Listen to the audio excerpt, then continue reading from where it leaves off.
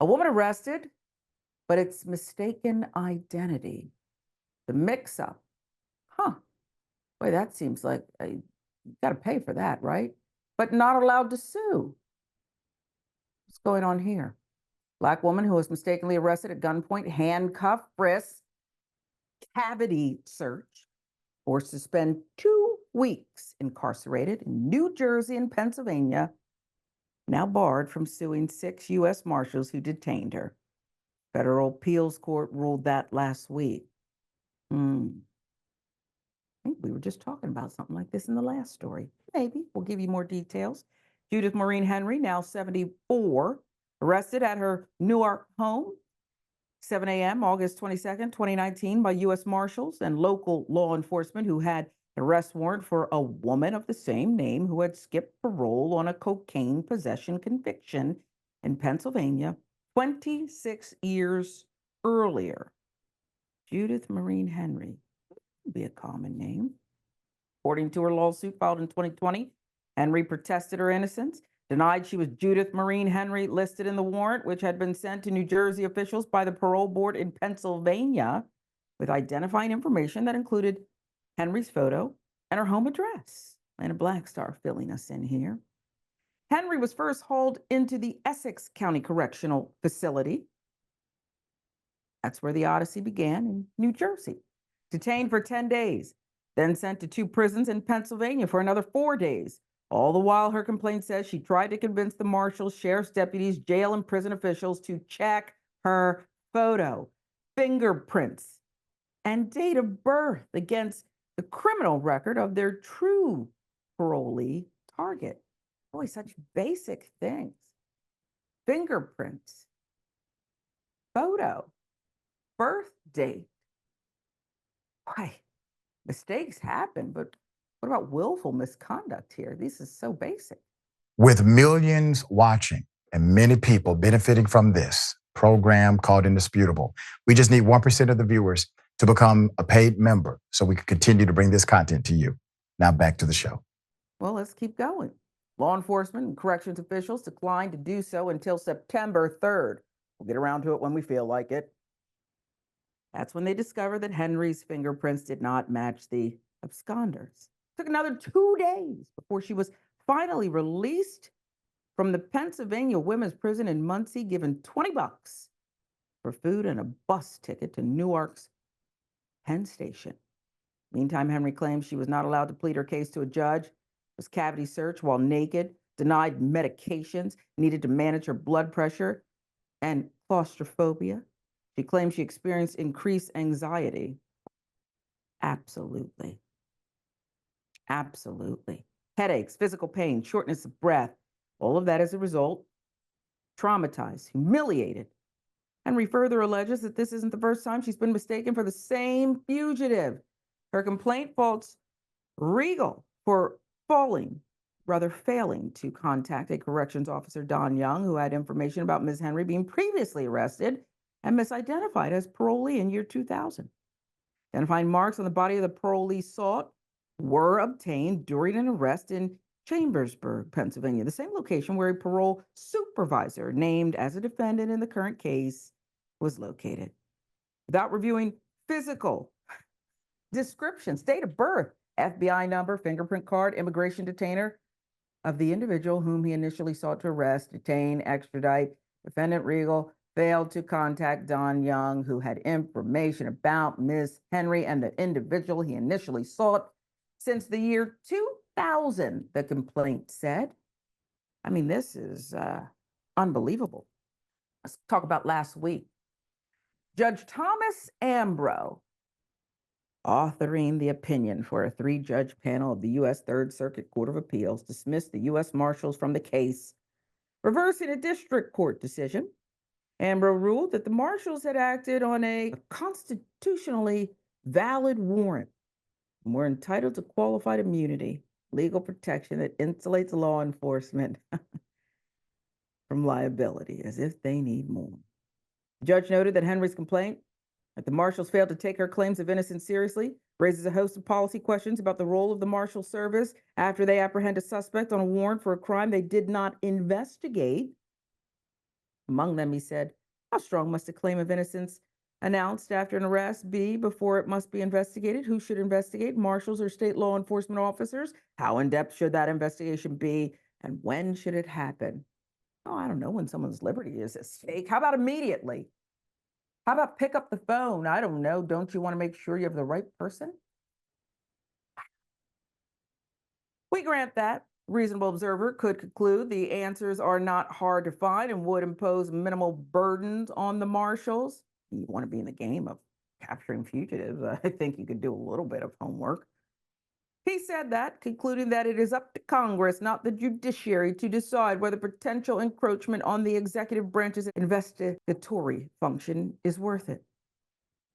In her claims of false arrest, false imprisonment, conspiracy, and realleged that despite her protest of innocence, the arresting officers and jailers assumed she was guilty merely because of her lower economic status and that she was a Black woman from Jamaica.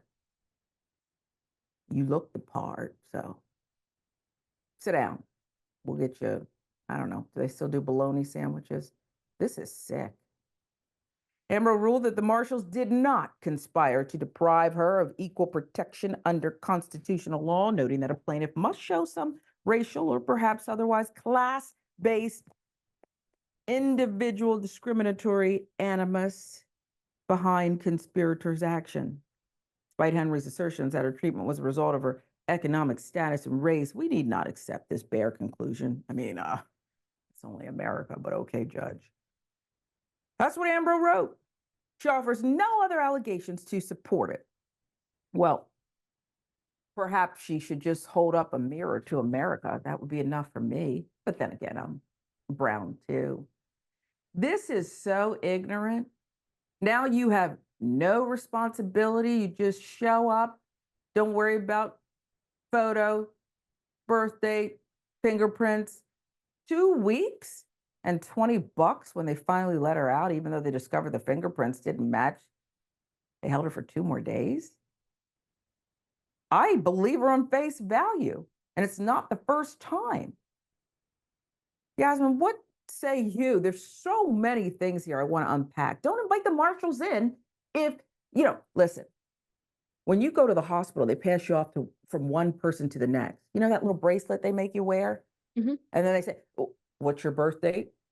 I don't want to give my birth date all the time. They say, oh, they always say, well, you look much younger than you are. Whatever. But they want to make sure, right? They want to make sure so that they don't have an accident here. There are protocols each step of the way. You're not just handed off and the next person takes your word for it. There's protocols. I don't even understand that there could be no recourse against everyone involved. What say you? Yeah, this kind of goes back to something that you said during that last story. Sometimes judges and law enforcement officers do get called out for making bad calls, and sometimes they are removed from their positions. You said that. And that is, I just want to point out, that's an important and notable part of our criminal justice system is those internal checks and balances, but also external checks. For example, the public holding public servants accountable. But as you also said, the system that we exist and cooperate within wasn't designed to benefit certain people. Our criminal justice system was either designed to protect the officers, or at least that's the way it plays out in practice. And justice is something that every society that has ever been throughout history has struggled with. We're not going to solve the justice issue, whatever that would even mean, with a conversation, but it is something that we should be constantly shaping and learning from and experiencing together as a society. Our justice system should be treated as a living, breathing thing. It's susceptible to sways and fluctuations with public discourse or public opinion.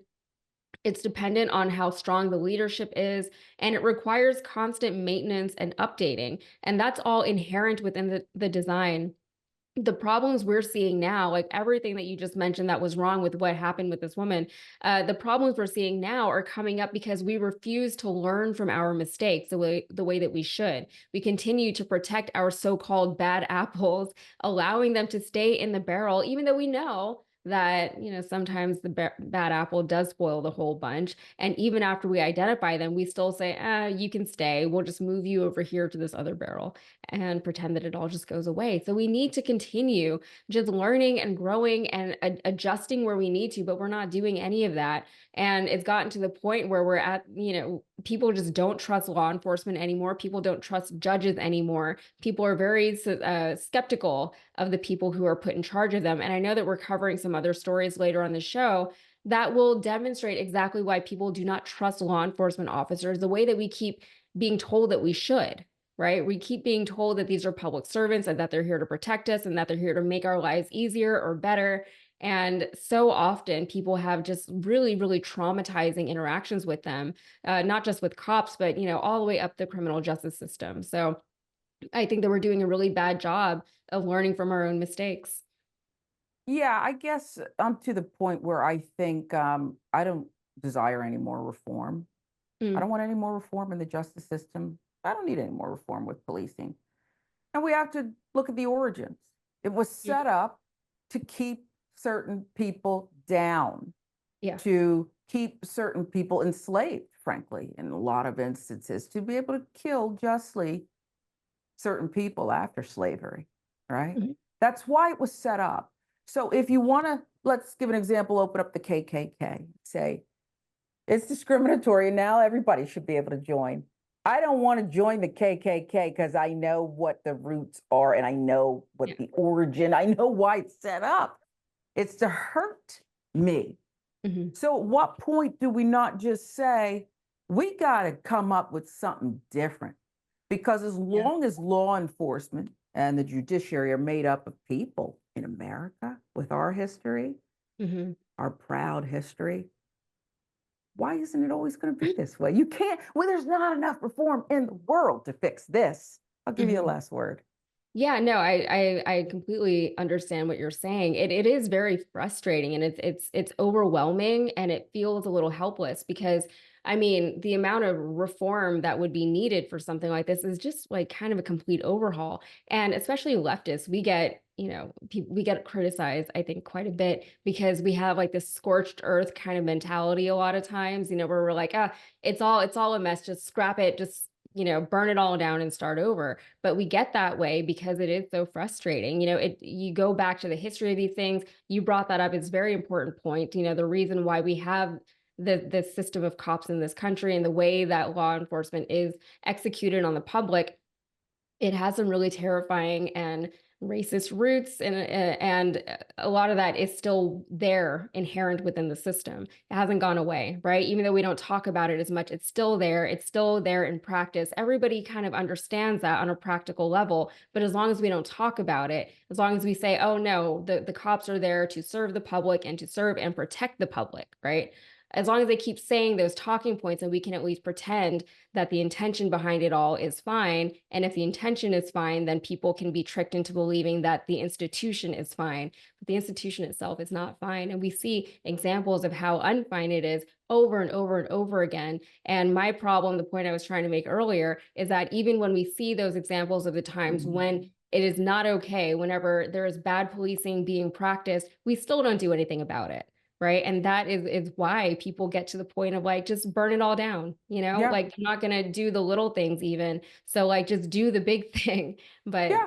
that is very disruptive. Well, And it rarely, we're not going to see that happen anytime soon.